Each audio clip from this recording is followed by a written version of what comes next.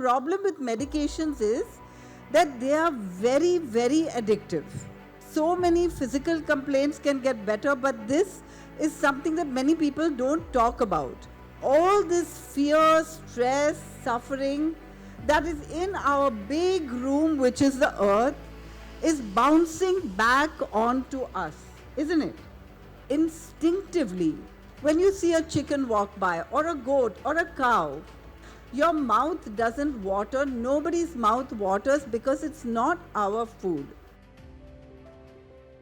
Dr. Nandita Shah is the founder of Sharan, an organization devoted to disease reversal through food and to building a culture of health. Let me call Dr. Nandita Shah on the stage, guys. Round of applause from everyone. Thank you all for joining me.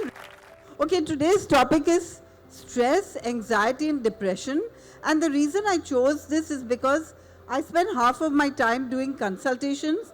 I'm seeing a lot of patients, and I saw that this was a problem even before COVID. But after the pandemic, it has skyrocketed.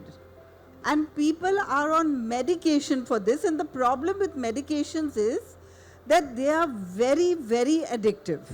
It's my goal to health without medicines. So I would like to address this as well. So many physical complaints can get better, but this is something that many people don't talk about. So, what is stress? What is stress? I would say that stress is fear. Like, I'm fearful that I won't be at the airport on time, or I'm fearful that I won't do well in my exams. I'm fearful that my work will not go well, or my finance is dropping, or whatever. It's a fear, right? And why are we so stressed today? One of the reasons is that we have expectations, and other people have expectations of us, which may or may not be realistic. So all these expectations put a stress on us. Loneliness, and especially in the pandemic, this increased. And so depression, stress, anxiety, what's going to happen? And we are living right now against our basic nature. I would say our basic nature is kindness and compassion, and being disconnected from our roots. We are living so far from nature that we don't even have an idea of what it would be like, or what nature or God designed for us as a lifestyle. Now imagine if we are in a room where someone in this room is angry and stressed and fuming, but you don't know him, you haven't talked to him. Can you experience that in the room even if you don't talk to him? Yes. Why? Because it's energy that's conveyed, isn't it? So imagine the earth as a big room where we are facing issues, real issues of separation, violence, fear, starvation, and suffering. And that is not just human beings. Human beings are 8 billion plus. But every day we are harming more than 80 billion land animals. And the number of sea animals is not even countable. So all this fear, stress, suffering that is in our big room, which is the earth, is bouncing back onto us, isn't it? Separation, babies from their mothers, or violence as we eat animals, or fear. This is a photograph I took, and I could see that the cows going for slaughter were very fearful. Now, we are facing the same things amongst human beings. Like if you saw the movie Kerala Story, we know about human trafficking, but we are also having at the same time animal trafficking, and rape is not acceptable in human beings, but we are accepting it every single day when we consume animals. Did you know that even turkeys are artificially inseminated? So This is something that's so horrendous that we're doing to another sentient being. And murder, I don't even have to speak about it, but exploitation of living beings for our pleasure in different ways. That's why Dr. Albert Schweitzer said, until he extends the circle of his compassion to all living beings, man will himself not be free. Now, what can we do? I believe that all of us are looking for oneness, spirituality, happiness, peace, whatever. And when we think about this, we often neglect other living beings. We think about humans, right? But how can we look at all living beings? Because we are actually all connected, and we know this when we're born. Because every child is connected to animals. If they don't have real animals, they have stuffed animals around their bed, right? Because children love animals. And every religion, no matter which, preaches the same thing in spirit. It may be the rituals that are all different, but the philosophy is the same. Love, forgiveness, gratitude, responsibility, sacrifice, ethics, truth, sharing, compassion, a higher force that is like karma, whatever you may think about, and that our behavior is going to be judged. Isn't it true?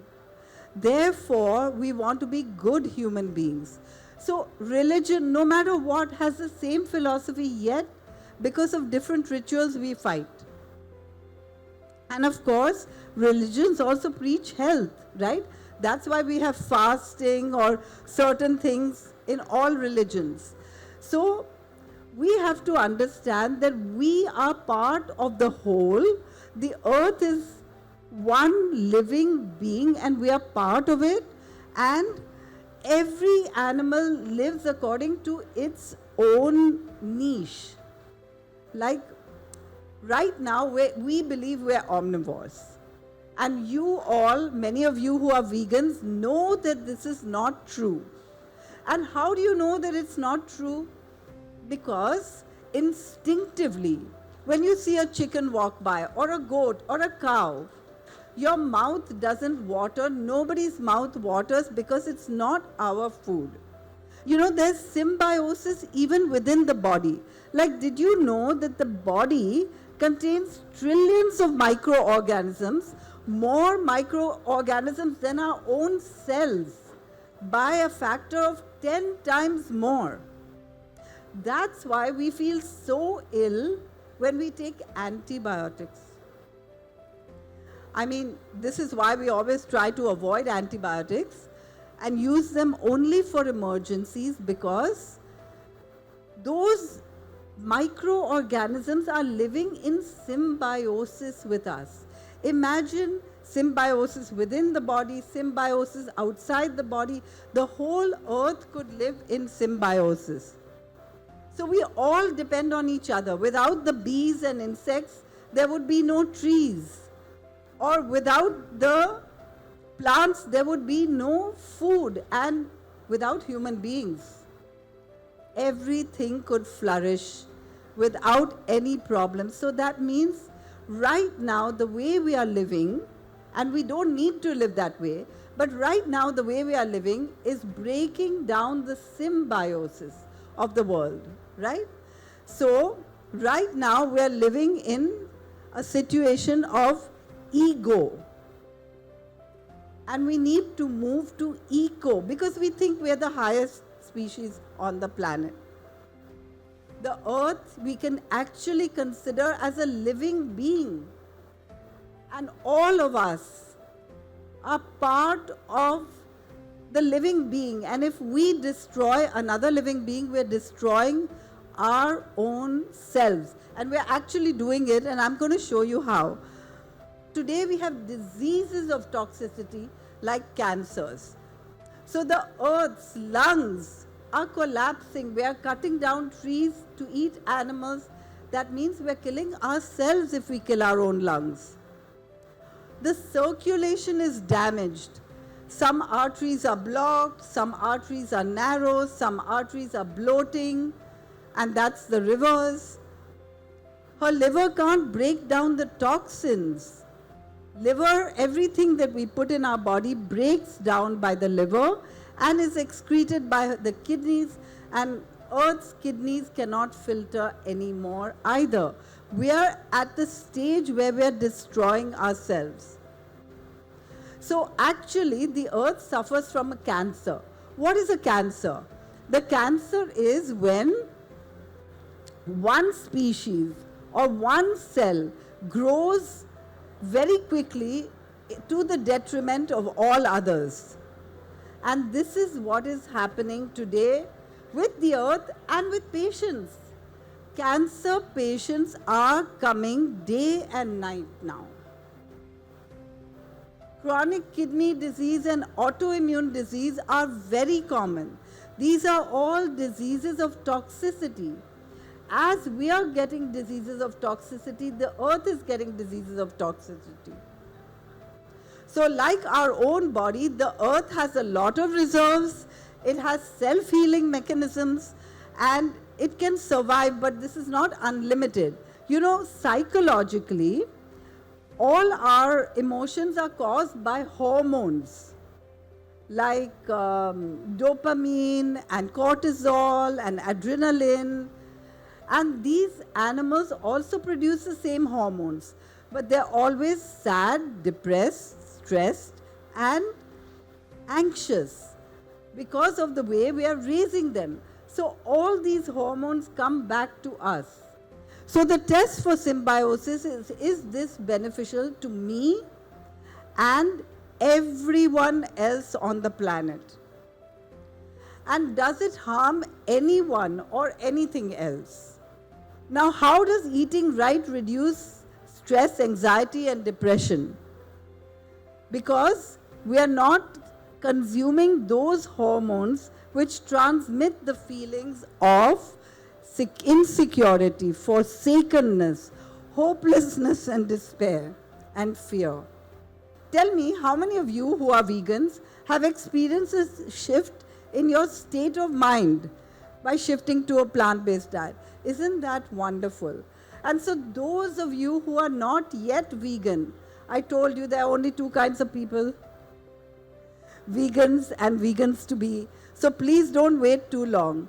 The changes that people noticed was more clarity, more relaxed, feeling grounded, security, and confidence, and contentment. And this is what we all seek. We go for drugs or psychiatric medicines or something else to get this, when we can do it just with food by shifting to a plant-based diet. And of course, we can improve our health, reduce stress, and save the planet for future generations. So that's my talk for today.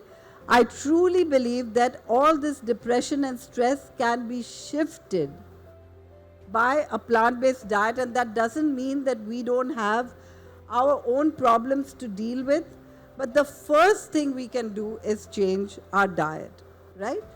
And most important of all, eating plant-based is kind, and that's what we all want, isn't it?